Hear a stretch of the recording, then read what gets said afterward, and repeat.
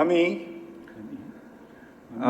M Rashiduzzaman মিল্লাত সশ্রদ্ধ চিত্তে শপথ বা দৃঢ়ভাবে ঘোষণা করিতেছি যে সশ্রদ্ধ চিত্তে শপথ বা দৃঢ়ভাবে ঘোষণা করিতেছি যে আমি আইন অনুযায়ী সরকারের মন্ত্রী পদের কর্তব্য বিশ্বস্ততার সহিত পালন করিব। আমি বাংলাদেশের প্রতি অকৃত্রিম বিশ্বাস ও আনুগত্য পোষণ করিব। আমি সংবিধানের রক্ষণ সমর্থন ও নিরাপত্তা বিধান করিব। আমি ভীতি বা অনুগ্রহ অনুরাগ বা বিরাগের বশবর্তী না হইয়া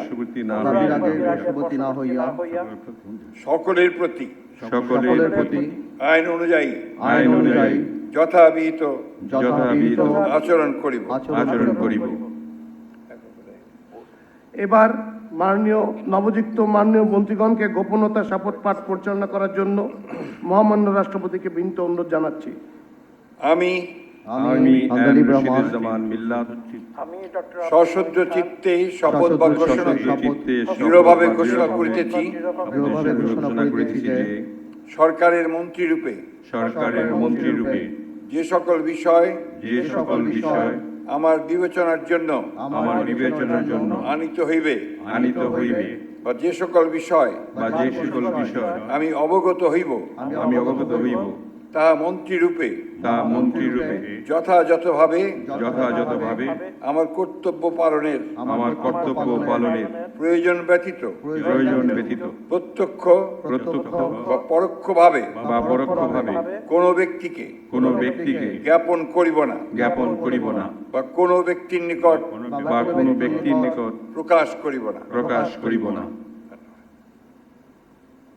এখন মাননীয় মন্ত্রীগণকে তাদের পদের শপথ ও গোপনীয়তার শপথপত্রে স্বাক্ষর করার জন্য এবং স্বাক্ষর শেষে নির্ধারিত আসন গ্রহণ করার জন্য বিনীত অনুরোধ জানাচ্ছি।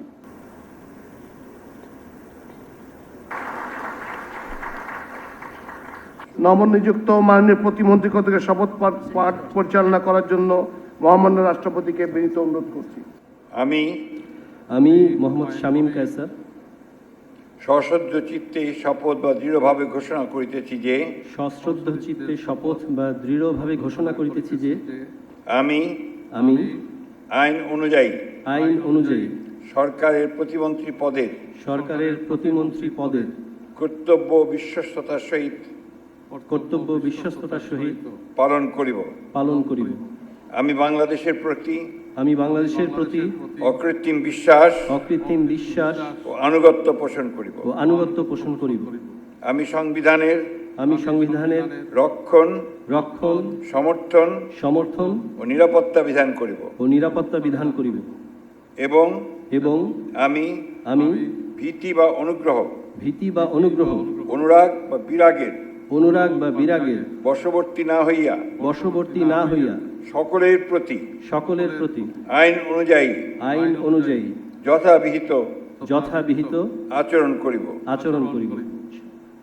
এবার মাননীয় প্রতিমন্ত্রীগণকে গোপনতার শপথ পাঠ পরিচালনা করার জন্য মহামান্য রাষ্ট্রপতিকে বিনীত অনুরোধ জানাচ্ছি।